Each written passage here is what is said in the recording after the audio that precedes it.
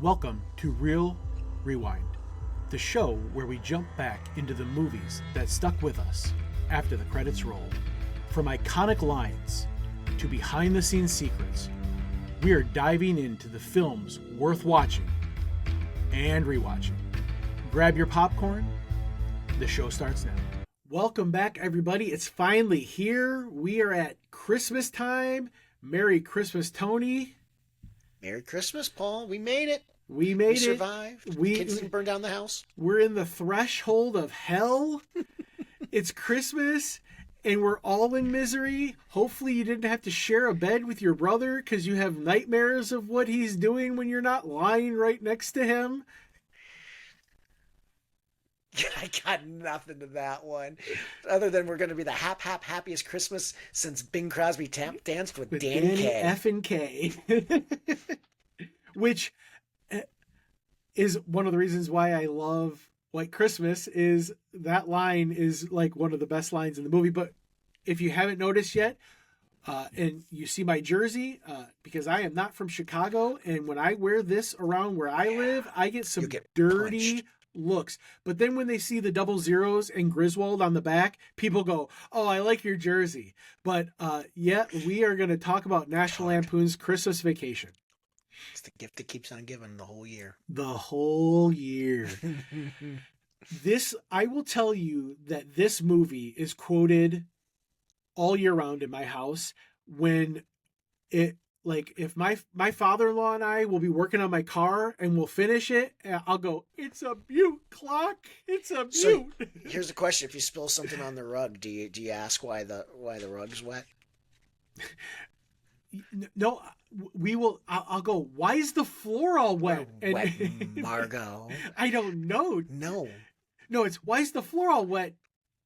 Is it Todd? I don't know. I don't Margot. know, Margot. Yeah.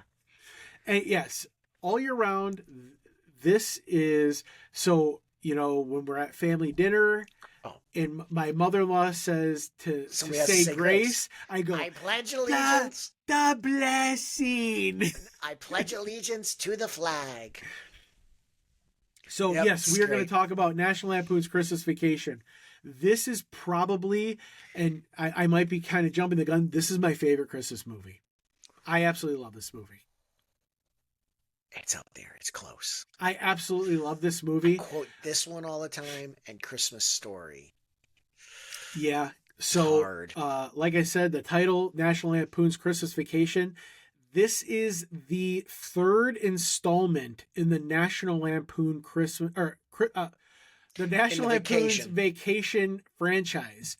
One of the little funny jokes in all of the vacation movies is Clark and his wife are always the same actors.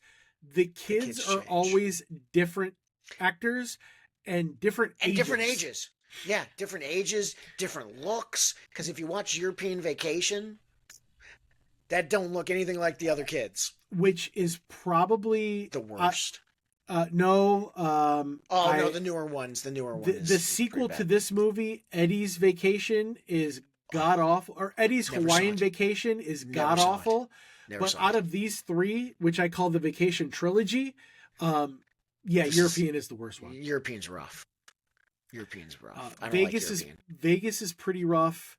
I like Vegas more than I like European. I would probably watch Vegas over European. But the only thing that I like about European Vacation, which you do this every time you're in a roundabout, Big Ben, yes, Parliament. Or if we're lost somewhere, my wife will go, "Look, kids, Big Ben, Parliament." Big Ben, Parliament. Yep, that's it. Otherwise, movie is hot garbage.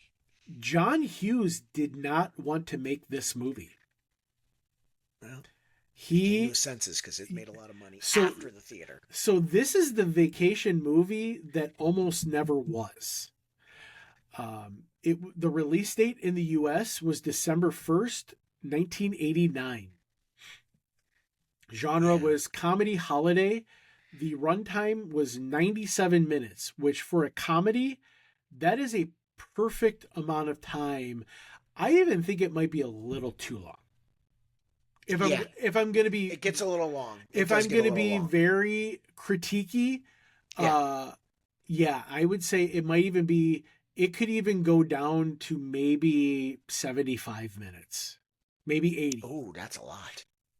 You're cutting a lot. Yeah, okay, maybe 90. I mean, if you wanted to tighten it up a little bit, PG-13. So this is more this, unlike last week's movie, which was more for like the family. This is a little Pushing older, the envelope a a little bit. little more raunchy. You know, there's even some scenes in here that are a little more sexual in nature. But like in every vacation movie I love, Clark always has the fantasy scene of the attractive woman. Yeah. They had to add this in here. I or love it's Christy Brinkley. Or he comes across Christy Brinkley, which is such a funny running thing. Because there's the one later on where he sees her and she's got the kid. Yes, in the sports car. This was directed by Jeremiah Chechik. Originally was supposed to be directed by Chris Columbus, who, like we said last week, directed Chevy Chase. Directed Home Alone. Him and Chevy Chase did not get along, and that is why he left this film, and then he later directed Home Alone, which I think with other movies that Chris Columbus has directed, like the Harry Potter movies, I think he does really well with that family, children, those type of movies. Yep, good call. And the theme song in this movie, Christmas Vacation by Mavis Staples. Absolutely love this song. To me, so there's two songs that mean Christmas for me. The first one is Nat King Cole, A Christmas Song. You know, chestnuts roasting on an open fire. Which was written in the summer. Absolutely. And for on a beach. And for those of you that'll tell me that Die Hard released in July, that song was written in the summer on the beach. On a beach. So you're wrong. Die Hard is a Christmas movie. And I'm going to make sure I say that in every one of these episodes. Because, Tony, you agree with me. Yes, it is. But that song and this song. Oh, see, I was going to go with Grandma Got Run Over by a Reindeer. Well, that song we used to sing to my grandmother every year because she hated it. Funny story. First Christmas Jennifer ever spent, we were still dating. We were engaged. We weren't even married yet. My grandmother comes into my parents' house. And you guys sang it to her? We start singing it. Oh, she flips us the bird, turns around, don't do it. Please don't actually. And leaves. And walks out of the house. She eventually came back in, but yeah, that was like the first time Jennifer met my grandmother. Yeah, it was. Please don't flip the bird on our podcast. No, I'm not going to flip the bird, but she flips us the bird and she leaves. So, either that or I was going to go with Dominic the Donkey. That would have been the other one. Oh, hee haw, yeah.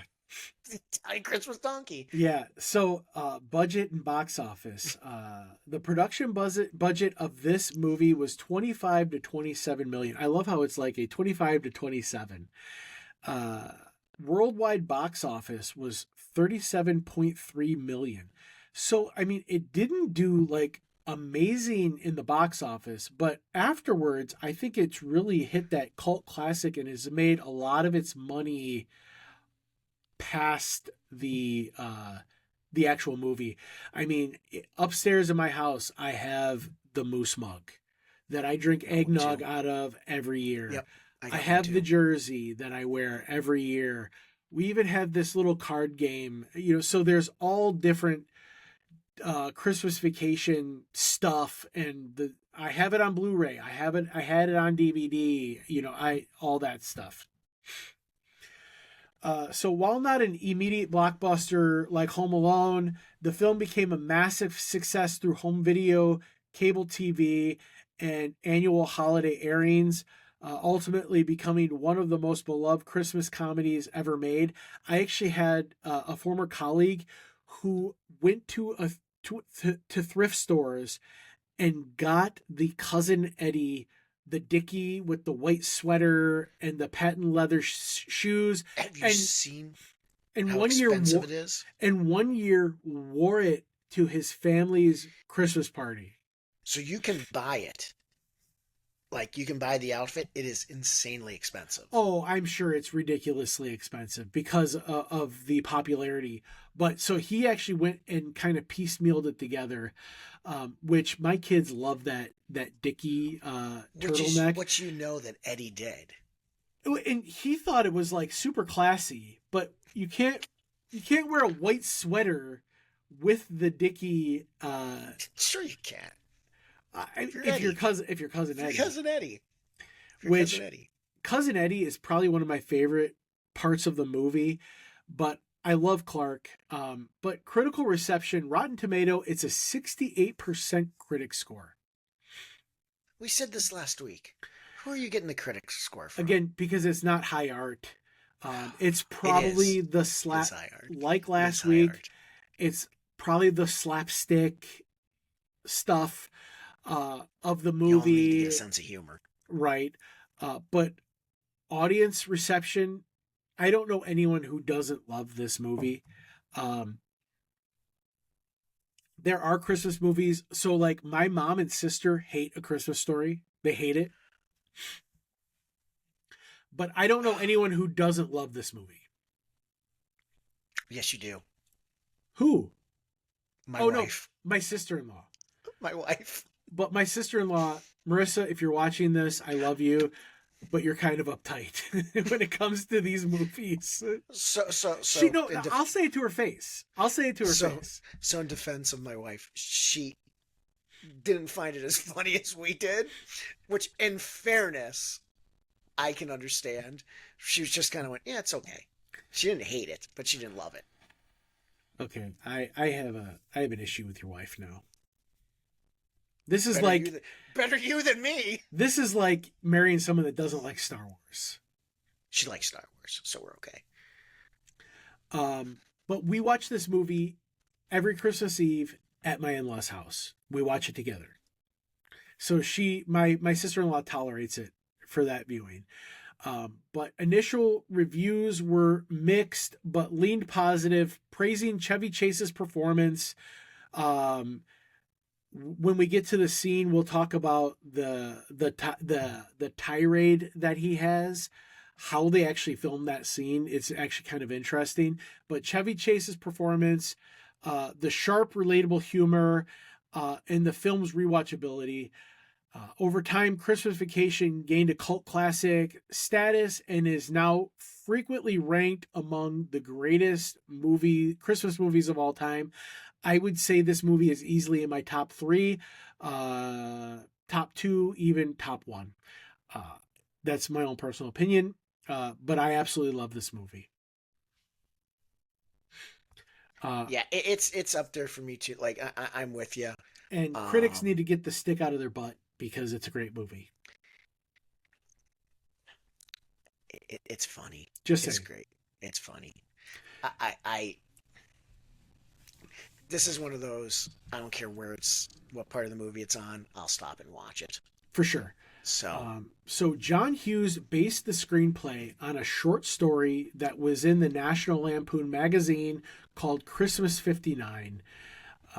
And like I said, it was originally in that magazine, but he also called back. I remember watching a thing where John Hughes said he called back to memories of Christmas as a kid. By the way, it was his short story. Yes. He wrote the short story. It was his short story. Which he just wrote the screenplay based on that. Yep.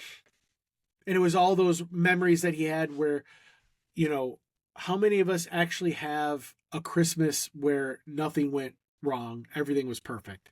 Well, and that's also, you get that feel because there's that scene where Clark's stuck in the attic and he's watching the old the 8mm. Yeah. Man, we're dating ourselves by even recognizing what that is. Which my dad had 8mm of when he was a kid. My grandpa would take that film. As a matter of fact, my dad had a VHS tape with that 8mm on it, and then they put Christmas songs to the VHS. Yep. So I have memories of those as a kid. But unlike earlier vacation films, this one focused almost entirely on the family chaos, and it was really kind of where the other ones, they're going to different places. This the main set is really the Griswold home. Now there is some stuff in the neighbor's house, there's some stuff at the work and some stuff at the store, but it's mainly done at the Griswold home. Yeah, it's which not a was road trip movie. which was very different than the other vacation movies. Yeah, those were road trips. They were all going on like some sort of road trip. It has more of a sitcom-like structure, which the other movies didn't, which I could see that. I could see making a sitcom out of this. And it leans heavily into the suburban holiday stress, and kind of the hustle and bustle of the holidays. And Hughes wrote this film to feel like, in quotes, every family's Christmas just pushed to the breaking point, which I could totally see that. I mean, if my family had a Christmas like this, I would probably lose my mind. So the film location was primarily done at the Warner Brothers backlot in Burbank, California. That house was actually used for other things. And I'm trying to remember, I believe it had recently been used in some type of like a cop drama or some type of thing like that. And they had to repaint. You don't know. And they had to repaint the door because there were blood stains. Lethal Weapon. That's what it was. It's Lethal Weapon. I remembered. And they had to repaint the door because there were blood stains on the door. It's Lethal Weapon. Yep. You can still see some marks on the door if you look closely that they missed. But yeah, that house in Burbank, California, key locations, like I said, were the Griswold house, the exterior backlot set, the interior house, which was done on a sound stage, the tree cutting scene, which is filmed in Breckenridge, Colorado, and the male scene, which was in Century City, California. Some fun details: the Griswold house and the neighbor's house were built side by side on the same street set, allowing for easy camera work and sight gags.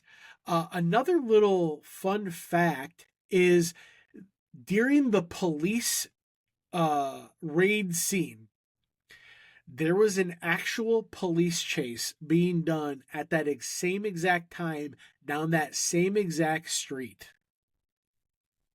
So some of those police cars were not in the film. They were actually in a police chase. And by the way, Todd and Margot's house also appears in Lethal Weapon. Yes.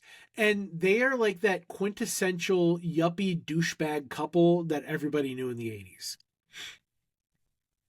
Like, oh, do you wish we had a tree? I know it's cliche. And it's like, you guys are such douchebags. Sorry for the harsh language, but they are. Like, I literally, like, every bad thing that happens to them in this movie, they completely earn. Margot. They completely earn. We, again, a line that we use in our house: where are you going to fit a tree that size? Bend over and I'll show you. You have a lot of nerve talking to me. I wasn't talking to you. To her, yeah. Yeah, he was talking to the wife. Julie Louis-Dreyfus. But yeah, some behind the scene tension and issues. Chevy Chase. We'll just say Chevy Chase. Up all the tension right there. Chevy Chase was known for being difficult on set. Yeah. Tension existed between Chevy and even Chechik. John Hughes often acted as the mediator. I think that's why he didn't last very long on SNL, because he was just really hard to work with. Despite this, many cast members say that Chase's real-life frustration often improved Clark Griswold's authenticity. Yep. So, by the way, he also got hurt on the set. Did you know that? No, I did not know that. So when he falls from the ladder, I was going to say it's got to be the ladder scene. And in the attic, when he goes through the roof and all that, he actually did get injured, but he kept filming. So I'm going to bring up two things with those two scenes. First, who would ever staple the Christmas lights to the facade of their house? that has got to be the dumbest thing you could do. But it's Clark. But it's a Clark Griswold thing. You get a great gag with the ladder, and he staples himself to the roof. I'm pretty sure, I have to confirm with my mom, but I'm pretty sure I had that flannel. Like that exact flannel. With the sleeve or without the sleeve? It had the sleeve because I had not stapled it yourself to the house. Yeah. Second, if I fall through the roof or through the ceiling of the attic, why am I not just busting the hole bigger to get the heck out of the attic? Well, I got one even for you, so go back and watch it. Who slept in that bed? It was like 6 inches from... No. In general. Yeah, right? It's only like 6 inches from the roof. Right. It's like that far from the ceiling. So who slept in the bed? Yeah, but so I would... In that situation, I would have just busted the hole open more, and I would have got out of the attic. But then, again, you wouldn't have had that great scene where, you watch the film and you get all that. No. And again, it just adds funny, but it just adds humor to it. But when you watch that, you're like, there's no way anybody ever slept in that bed. Ever. It's the world's lowest ceiling. No. Sorry, I muted my mic for those of you watching. If you heard the scratching, that is my cat trying to get into the basement. He couldn't... It's my son's cat. He couldn't care less about me unless I'm recording something or I'm on camera for all of my channels. He's got to be there. Frankly, I some days I wish that he would pull the cat in the movie and give up all 9 of his lives. Okay, we're gonna skip around a little bit. By the way, my cat is completely obsessed with our tree, and so it must be a cat thing. But anyway, back to what we were saying. If he wouldn't have just stayed in the attic, we wouldn't have had that great. The heartwarming. Watching the film, and and then then Beverly D'Angelo pulls the thing. He's sitting on the ladder and he falls right. Why would you sit on the ladder? Well, in all honesty, it actually does make sense. So it actually does make sense, because where else are you going to sit? Because the rest of it was the ceiling, so you don't want to go through the ceiling like he did by mistake. I would have sat on one of the rafters by the hole where the warmth is coming through. That would have made sense too. He finds the old present in the little slat there that got missed. He's dressed up with like the babushka on his head and all that, and the mink shawl. Yeah, it's great. But so and then it said some of my notes that I found from looking, most of the weather scenes were filmed in warm California with fake snow and breath effects and wardrobe tricks, but in some of their filming, when they were in like Colorado and stuff, they did actually get real snow, which was pretty cool. Yeah. Here's something cool. Talking about the sets. So one of the great scenes that kind of carries out is Clark is determined to decorate the house. With the 25,000 imported Italian twinkling lights. Twinkling lights, yeah. That never twinkle. But though they didn't really use 25,000 lights, that was a practical set. So the outside of the house, that the neighborhood, as we discussed, was built for Lethal Weapon. It was used on the back lot, but they actually did cover that house that was there in with those lights. Yeah. So it is a practical set, and so talk about a big undertaking for production. Because if you go and you look at that house, that entire house is covered. And I love that's the scene where he turns it on and they have to flip the auxiliary power. The nuclear, yeah. Because the whole neighborhood's lights go down and the dials start spinning. Now, I heard someone did the calculations, and in today it would have costed $85,000 to have those lights ran for that whole Christmas season. It would be $85,000. Yo. Well, they weren't LED. No. I have all. So And the Paul, little you've seen the lights aren't outside of my twinkling. house. Yes, My house is I call Tony's house the Griswold house because my house is it's covered in. like you can see it down the street. I have people who stop. Yeah. They actually stop. Yeah. But we ain't paying that kind of money. It's all LED. No. So that would be insane. Now, you really can't go through a plot of this movie because I wouldn't really say that there is a plot per se. It's just not killing your family for the holidays. That's the plot. I mean, but the premise is Clark wants to have one of those family that he's nostalgic of those Christmases that he had as a family. He wants to invite his parents, his in-laws. He did not invite Cousin Eddie, but somehow Cousin Eddie showed up. But he wants to do the holidays with his family, maybe for his kids to have a memory. But that's the main plot. And then within there, you have these little subplots that are going on, like the pool. You know, he's waiting for his Christmas bonus, which someone did the calculation, and I don't remember, but it was a pretty big Christmas bonus. But he was waiting for the bonus to get there so that he could cover the.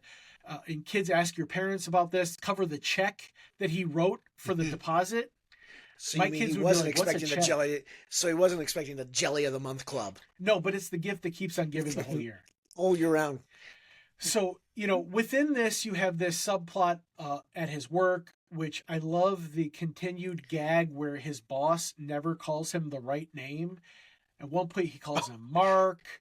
He calls him Greasebalm. He never Frank Shirley. Frank Shirley. And another thing at the work, I want to know what that gift was because everybody got him the same gift. Yeah. And it's this weird box. I want to know what it was. By the way, he's like, my wife and I got you something special. Put it there with the others, Greasebalm. And then he's like, give me somebody on the phone. Yeah. He's like, I got a call. Get me somebody. Anybody. And get me someone while I'm waiting. I'm waiting. Which, and that's funny enough, he Bill was Murray's also brother. Well, and he was also the jerk from Wayne's World who owned Noah's Arcade. It was the same actor. And that's Brian Bill Murray's Doyle brother. Murray. He's in a ton of Caddyshack. He's in all those. Yeah. So, we have this other subplot. We have the stuff going on at the house, which I absolutely love the scene where the in-laws, the mother, the dad, and the in-laws get there, and you get like that. It's almost like that Undertaker, that donk, like the dread is coming. Well, it's a slow cut to all of them. Because we know what's coming. Russ is watching TV. Clark's in the bathroom. Yep. Because Clark and his wife have already had the conversation about how their parents don't get along, which thank God as he's covered in wax, as he's covered in the sap from the tree, and he's ripping the pages, and he gets her head the lamp. Okay, let's go back because we got to talk about the tree. So before we hit record, I was telling Tony that there is a lost movie in this movie on the cutting room floor that has maybe only been seen a couple times on the TV version. There is a whole scene where when they're driving to get the tree, that they go to this tree farm and they have trees cut, but that's not good enough for Clark. Clark has to go get a tree by himself. So there's this which I absolutely love that whole scene where him and his wife are singing. The kids are in the back because these are my kids right now. They're just like, Mom and Dad are so annoying. What the heck? And they're singing, oh, come like this beautiful Christmas carol. And then all of a sudden, Beverly D'Angelo goes, oh, that was so beautiful. Deck the halls with boughs of holly. And he just goes in. Right. Well, and then that's also the scene where he slides underneath the truck. Yes. Where he's underneath the truck and paranoid as a kid that we were always going to do practical, that. They had a stunt driver do that whole scene. And then the prayer, forgive my husband. He knows not what he does. And they launch the car. And then I love how he's like, and how they finally find the tree. and he says something to his daughter Audrey, and she's like, she's frozen. Yeah, she'll see it later. Her eyes She'll are see frozen. Her eyelids are frozen. I love the look, kids, a deer, and then he flips the guy the bird. But so when they get it to the house, he's cutting the end of on the tree. He's got the Jason Voorhees mask, the hockey mask on. Yep. And that's we talked about the line, the neighbors, where are you going to put a tree that size? Bend over and I'll show you. You got a lot of nerve talking to me like that. I wasn't talking to you. So he gets it in the house. He cuts the rope, and the tree just like destroys. Goes out the window. It breaks the window. A lot of sap. It looks great for me from in here. So he's got the sap on his hand, and he's looking through the magazine, and he's ripping the pages. He's ripping the pages. He gets the lamp. He gets her hair. Now, so I'm gonna go back to young adolescent Paul. That scene where they're in the bed. You can actually kind of see Beverly D'Angelo's areola through the and as a young man, I enjoyed knowing that type of thing. I gotta say it. Moving on. But yes, it's there. Now when you see it, you can't unsee it. Anyway, they're arguing about, your mother claims my mother waxes her upper lip. Your mother waxes her upper lip? She has for years. Yeah. Couldn't tell. So, yeah, then we get to the parents getting there. Oh my gosh. And the chaos that ensues. One of my favorites is this thing here? Is it turning Changing red? color. When you're rubbing it, it gets redder. Or I'm gonna give you a whole quarter to rub the corns on my feet. I'll give Audrey a quarter to Audrey. And they're just like, oh yeah. Yes, love it. The chaos, and then you get to some of those scenes where Audrey and Ellen are in the kitchen and they're cooking, and that's where Audrey is like, can we tell the grandparents not to answer the phone? Uncle Clark answered the phone when, what was her boyfriend's name? Anyway, and he told him I was going to the bathroom. No, it was Grandpa. It wasn't Uncle, it was Grandpa. Yeah, the grandfather Clark. answered. Yeah, Grandpa Clark's told him I was going to the bathroom. And then she's like, and that's when Beverly D'Angelo makes the great comment about, we're all in misery. Yeah, she goes, we're all making sacrifices. And she goes, oh, are we? Are we, Mom?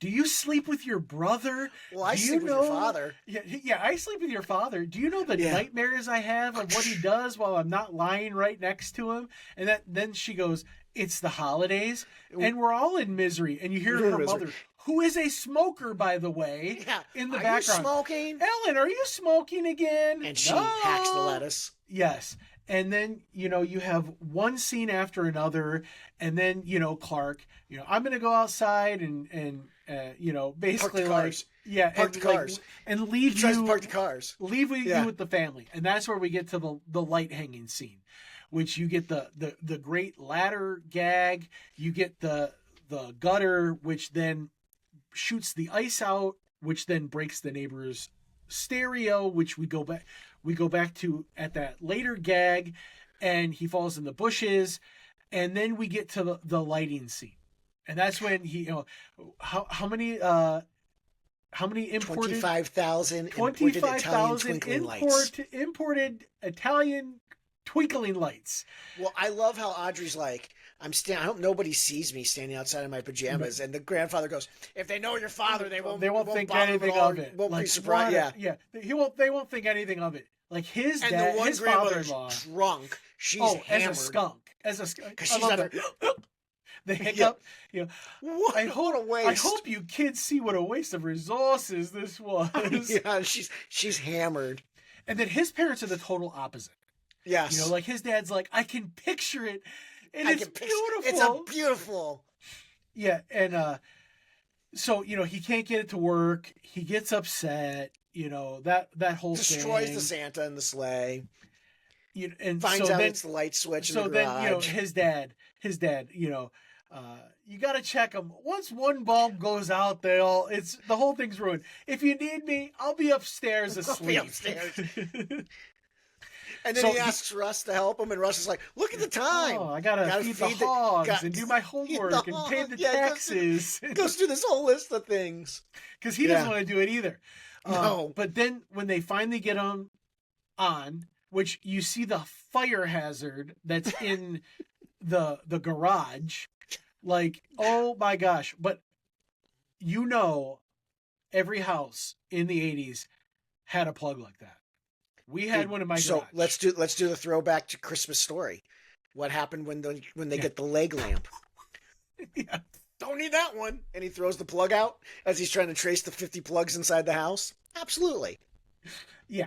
So, but there's that line, and I always tell my wife, I could see your dad saying this. The little lights aren't twinkling. Twinkling, Clark. I know, Art. Thanks for noticing. Thanks for noticing. Thanks for noticing. Yep. Yeah, and then we get Cousin Eddie, who shows up in his, by far one of the best parts of this whole movie. Who shows up with his RV that's just trashed. With his hillbilly kids.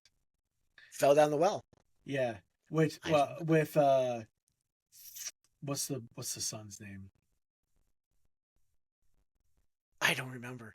But yeah, I'd be careful not kissing him. He's got some kind of lip fungus we haven't identified. And then they got Snot, the dog, who's got a little bit of Mississippi Leghound in him. Who's got a little bit of Mississippi Leghound in him.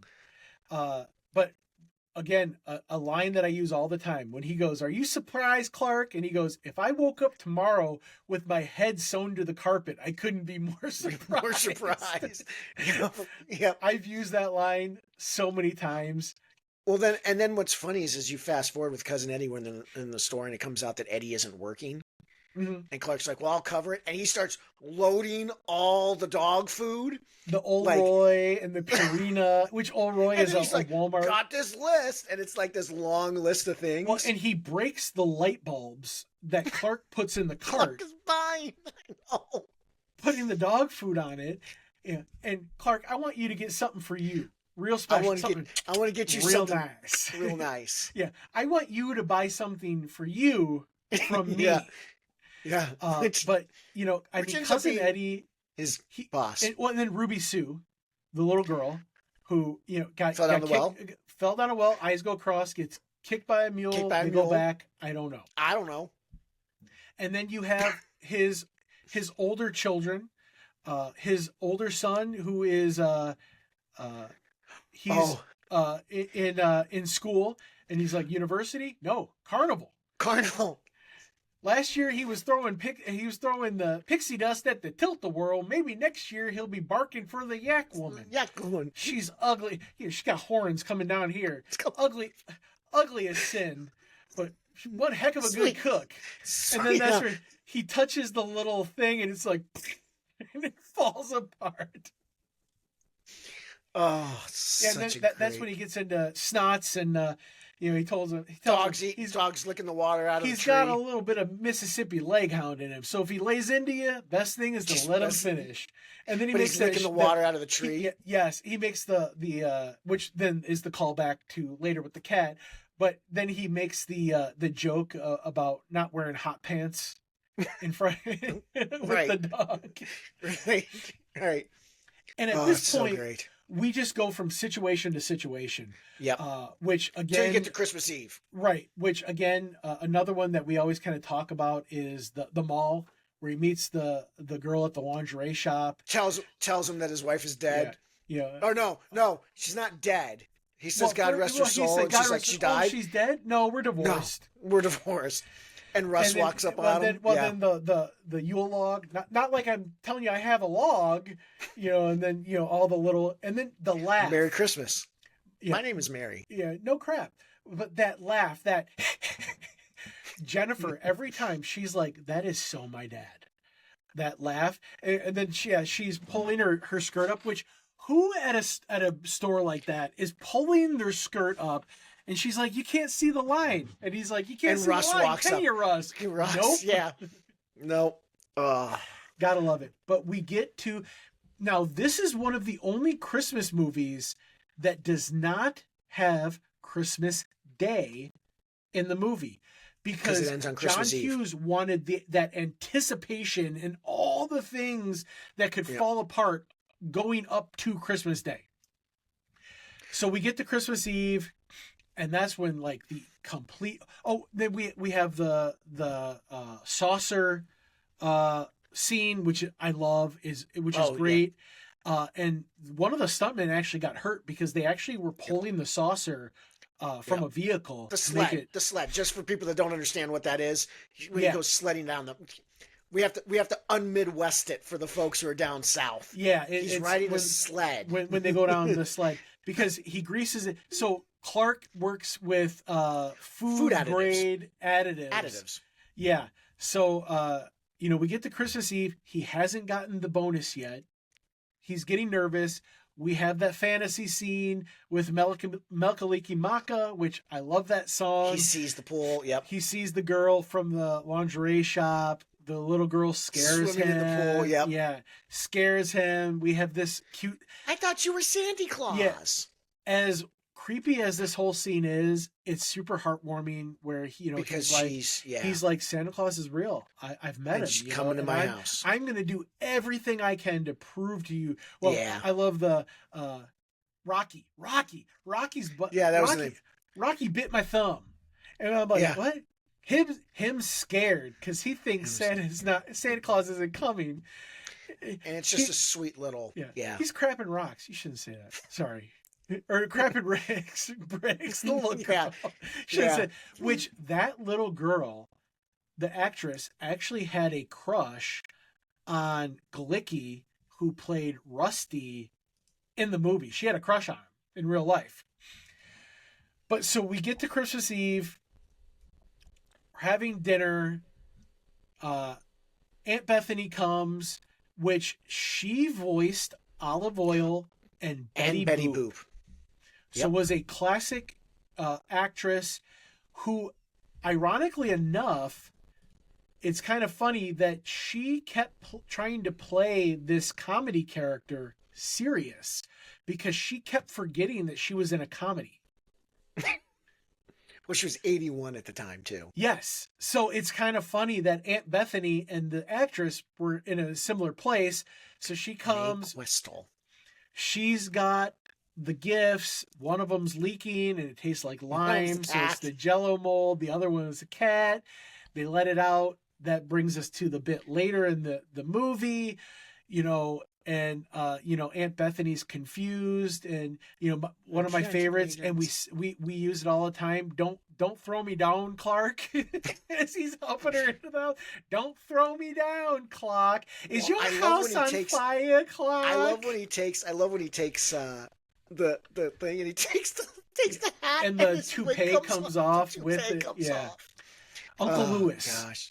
Uncle Lewis, can you get my stogies for me, Clark? If you're not doing anything constructive, run in the living room and fetch my stogie. But if you're not doing anything constructive, you're just preparing a 10-course meal. We're cleaning up the mess after the dog destroyed the kitchen. That's right.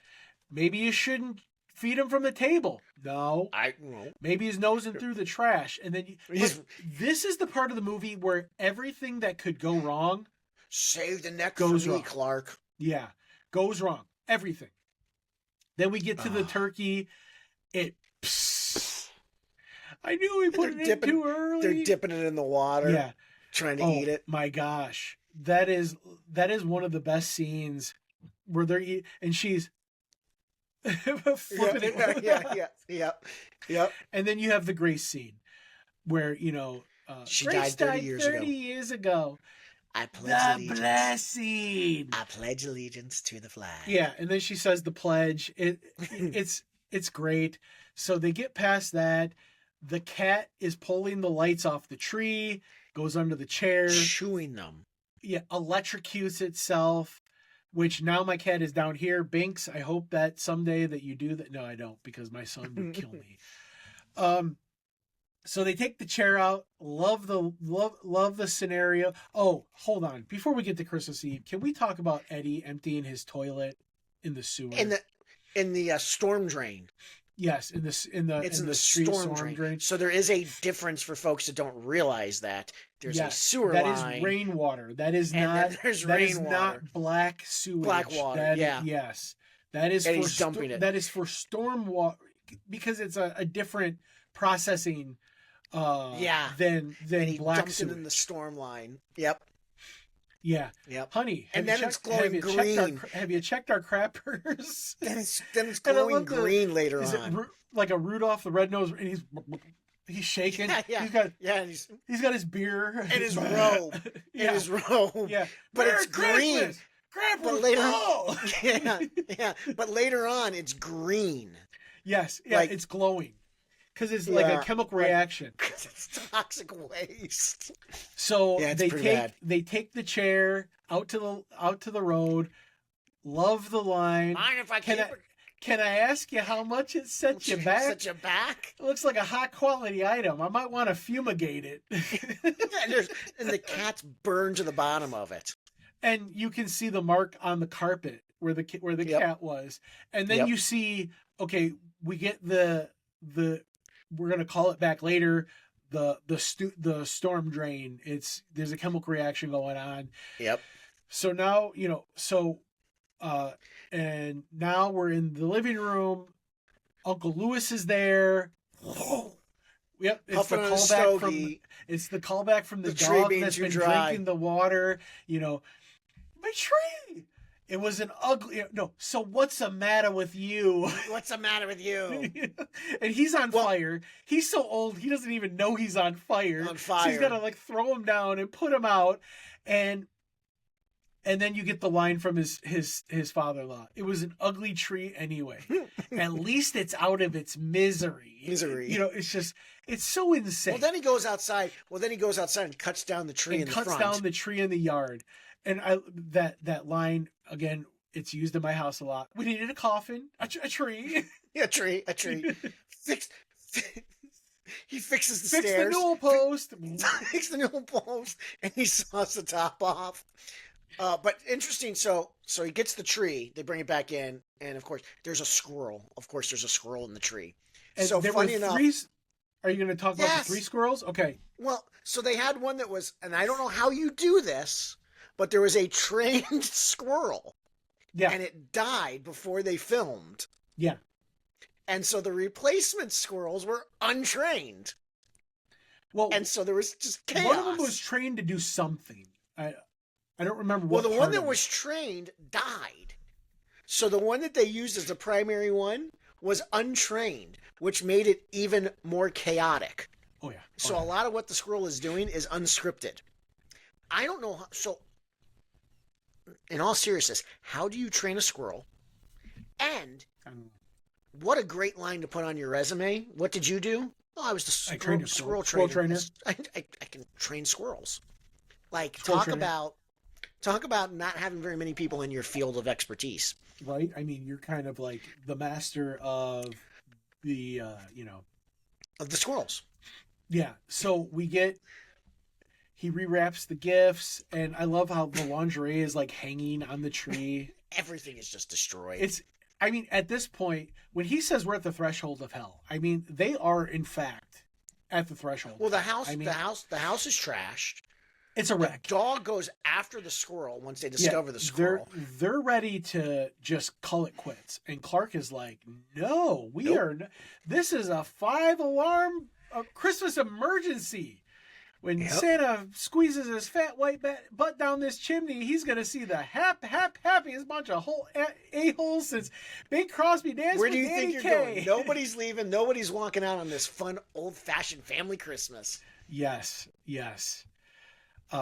So then... And it's at that point, the knock on the door. Which is... The delivery guy. The delivery guy. The envelope slid under the seat. Under his seat. And he missed it. And he's looking for Clark Griswold. Griswold or something like that. He slams the door. It was Grisman. Grisman, that's it. slams the That's door, it. and he's like, guys, this is what I've been waiting for. And he And starts he's like, apologizing. yeah, I'm sorry. I've been stressed. I've been waiting for this, and he's 'Cause I'm like, putting in a I'm pool. going to break the surprise. As soon as the ground thaws, we're going to put in a pool. That's the, And I'm that's going to it. fly That's with the big anything one. left over. With anything I'm gonna left fly over, you guys I'm here gonna fly you in. to christen And it. Eddie makes the comment of, "I can't swim, Clark." I And know he goes, that Edward. I know. I know that I know, Edward. Eddie. I know that Edward. So he opens it up, and It's the Jelly Month Club. it's bigger than you thought it would be. And he's like, it is a 1-year subscription to a To the Jelly of the Jelly- Month Club. It's the gift that keeps on giving the whole year. That it is, Edward. And that's when he goes on the tirade. And I said I would just save says this. in the script. Yeah, what it says in the I script. said I would save this. So they actually had, the cast members were holding cards Yep. with it written down on it. So as he's moving around, he's hitting the card to get the whole line. And I mean, that tirade, I've tried to memorize it, but there's no way you could, because he it is loses just, it, but it's a class. But I think one of that's the the one that vacations he gives does it a that. PG-13. No, but in every vacation move, well, among other things. Yeah. But there's always a Clark burnout in every vacation Yeah, his crash where out, he as just the kids where would he say just now. where he just goes crazy. Yeah, If but anybody's interested in what they can get me, yeah. I'd like to see Ed Shirley I'd like to see and a bow. my boss, Ed Shirley, Ed Shirley with a little ribbon around his neck, around his neck. taken out of his holiday slumber on Melody Lane, Wait, yep. and just being like angry and saying something angry, Causes cousin Eddie to go do it. Well, and again, one of my, and I use this all the time. I'll drink something, and I'll go, it's good, it's good. Because he takes the cup and he dips it into the eggnog and it's and takes a spilling sip. everywhere. Takes a sip. It's good. And yeah, so cousin Eddie gets the bright idea that he's kidnap gonna Ed go Shirley. do this thing. He was a big, beastly, bulging man in a blue leisure suit. Yep. So he goes and, as if this day couldn't get worse, Eddie goes and he steals Mr. Shirley, Clark's Kidnaps boss. Ed Shirley. Now at this point, Clark's dad is like,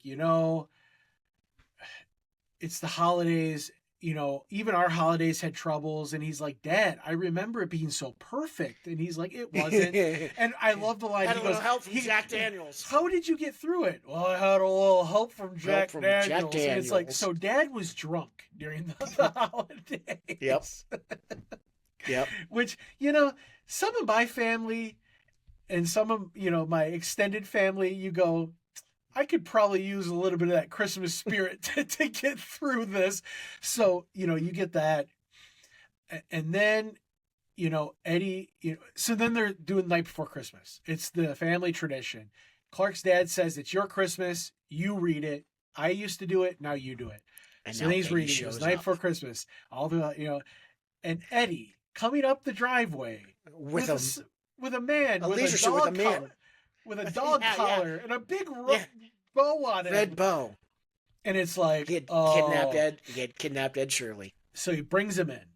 And this is the point in the movie that Ed Shirley knows Clark's name. The whole movie, he says the wrong name. But he gets it right. Right for the here, kidnapping. He knows exactly who he is. When we get back to work, you're fired and you're going to jail. And he's like, don't blame him. This was my idea. And, then Clark explains what happened. Well, he tells him, he goes, well, I got my bonus. He's like, your bonus? Yeah, we didn't give out bonuses this year. Which, it's an underhanded idea like that. You wouldn't even tell people, oh, by the way, we eliminated bonuses this year. Especially when people expect them for their salary, like he says. Well, and that's when you fast forward to the fact that the wife called the SWAT team on him, and they come as if the house wasn't trashed enough. The SWAT team then starts coming through the windows, through the doors. It was a man in a beastly, bulging man, in a beast of a man, a blue leisure suit. Well, and then they get there, and Beverly D'Angelo's introducing herself. This is our family's first kidnapping. Yeah. Oh, when she has her hand cupped on his junk. Well, they she told him to sh- freeze. she shakes and then puts it right back. Yeah. Because they told him to freeze. May we blink? And I love the cop. Not you, them. So then, then they come in, and he says, "I'm not pressing charges," and she's like, "But he says to his wife, what's all this about?" He's like, "Well, you remember that conversation when we talked about the idea of canceling the bonuses?" She's like, "Oh, the lousy ways that save a buck." And I love the cop, "Sir, if I had a hose, I'd beat you with it." And Shirley realizes what he did was wrong. He then increases the bonus that Clark would have gotten. And he passes out. 10%. And then, you hear the kids, "It's the Christmas star." And they go outside. "That's just a light over the treatment plant. That's not the Christmas star. That's a light at the sewer treatment plant. And then Clark realizes it's the match. Uncle Lewis, no. It blows up. As he strikes a match. The Santa and its sleigh takes off, and Aunt Bethany and the rockets red glare, the bob's bursting, and they all start singing it. Yeah, they all start singing it. And that's how it ends. The police and everyone, they're singing, "Deck the Halls." Yep. And everything ends up good. Like I said, during that scene with the police, there was an actual police chase right there. And it was said that the guy that they arrested said to the cops, "Were they filming a movie back there?" That's great. So that's how it ends. It's fun. One thing that I want to bring up, though, there is a scene on the box for the VHS and the DVD that never shows up in the movie. And it's Clark in a Santa suit on the roof by the chimney being electrocuted. And Tony, what was the tagline that they had on there? Oh, it was Yule, Y-U-L-E, crack up. Like a Yule log, yeah, you'll crack up. But like I said, I own the movie on VHS. I owned it on DVD. I own it on Blu-ray. It is a great movie. Classic lines I use all year. Yep. It doesn't matter. Like I said, I drink something and I'll go, or like we do something and I'll go, "It's a beaut, clock. It's a beaut." It's just, or again, I've said to my wife, I could hear my father-in-law say this when he was like, "He really worked hard on it, Grandpa. So do washing machines." It's like, what does that even mean? Right. But it's full of lines. I mean, it is a great movie. Yep, and I can watch it anytime. What would you give it? For me, on a 10. 10. Okay, I'm going to give it so last week I gave it a 9. This one I'm giving a 10 because we have actually had Christmas in July in our house, and we've watched this movie in the middle of the summer. I will literally start watching this movie at Thanksgiving, and I will watch it at least a half a dozen times, at least. Yep. I've seen 3 or 4 already. And we will for sure watch it on Christmas Eve with my wife's family, because we go to my wife's families on Christmas Eve. We go to my family on Christmas Day. So we'll watch it at my in-laws' house. We'll watch this movie. So it is easily a 10 out of 10 for rewatchability for me. It doesn't matter how many times I've watched it. I could watch it over and over. If I see it on television, I'm going to stop and watch it. It doesn't matter where it's at in the movie. I can pick it up and just keep watching it the whole way. And it makes me think of the parade when we were watching the parade. It's packed full of like everything that you know about Christmas. So yeah, I mean, it's a great movie. What are we going to do next week? Because we're going to finish out December with Christmas. White Christmas we're going to do. White Christmas. Bing Crosby and Danny Kaye. We're going back in the, we're going way World back. War II. We're taking the Wayback Machine. It's a great movie. If you haven't seen it, check it out. Probably we'll touch on it more. My favorite Christmas album, Bing Crosby's White Christmas. Phenomenal. So absolutely check it out if you haven't album. seen it. Yeah. It's So a yeah, good if you one. want to watch it before we do it, go ahead and watch the movie. Great movie. Yeah. Yep. So we'll do that. I think So it's on a bunch of streaming platforms. You can find it. probably, Trust me, you'll probably. find it. But yeah, if you're watching on if you're watching on podcast platforms, rate, comment, do all those things. If you're watching on YouTube, like, comment. What do you think about Christmas Vacation? Do you like it? Do you not like it? If you don't like it, you're wrong. What do you think about Die Hard? Is it a Christmas movie? If yes, say it. You're If right. not, you're wrong again. Yep. Give us a thumbs up, hit that hype button, let the algorithm know that this is a podcast you like. We're kind of a Yep. newer podcast, so we're trying to get out there. But yeah, we will watch that last one, White Christmas Last next Christmas week. one. Yep. Yeah, and yeah. So, do you have anything else you want to add, Tony? That's it. Merry Christmas. Enjoy the holiday, and Merry we'll Christmas. see you guys. It'll be pretty much, man. We'll be pretty much rolling into 2026 the next time we Wow. drop I can't believe that. drop one. So But yeah, Yeah. what do we say at the end? This is in the can. That's a wrap. That film, yeah, that's a wrap. that's a wrap. Put it in the can. Yeah. So, all Yep. right, guys, thank you for being a part of us again and going through these favorite movies of ours. We'll see you next time. Yep. Sounds good. See y'all.